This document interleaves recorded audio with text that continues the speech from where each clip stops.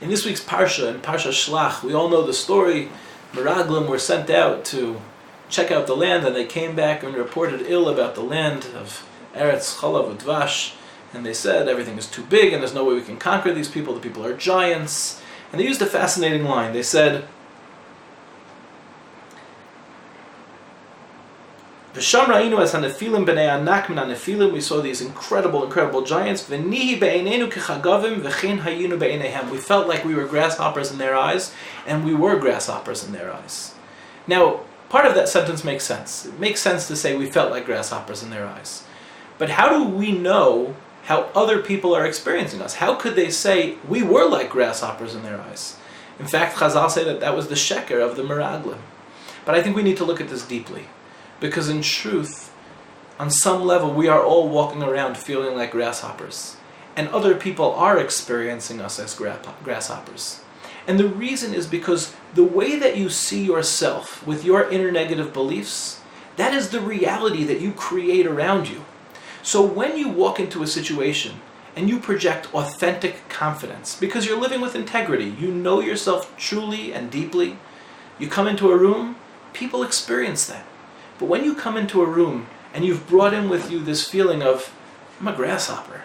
Look at me, you don't even know who I am. I'm living with shame and guilt. Other people will experience you that way.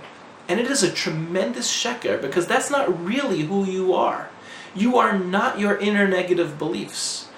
Just because you lied when you were 6 years old, or were jealous, or whatever part you developed, it's not you. A, it's just a part of you.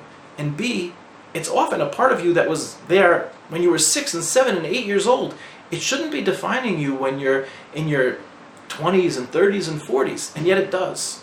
Because we're living with that reality of, we're grasshoppers. We're terribly small. And it's the greatest sheker you can tell yourself, because you're really so big. You have a piece of HaKadosh Baruch Hu inside of you. It is tremendously arrogant to deny that talent. You were designed to bring something to the world. You were given those talents. Choose to see yourself for who you really are, not for who you think you are, not for your historical self, not for that child that's crying and saying, you're a liar, you're a cheat. You're not. You're so beautiful. You're so much bigger than that. Conquering Eretz Yisrael, bringing out our true self, is the same exact thing.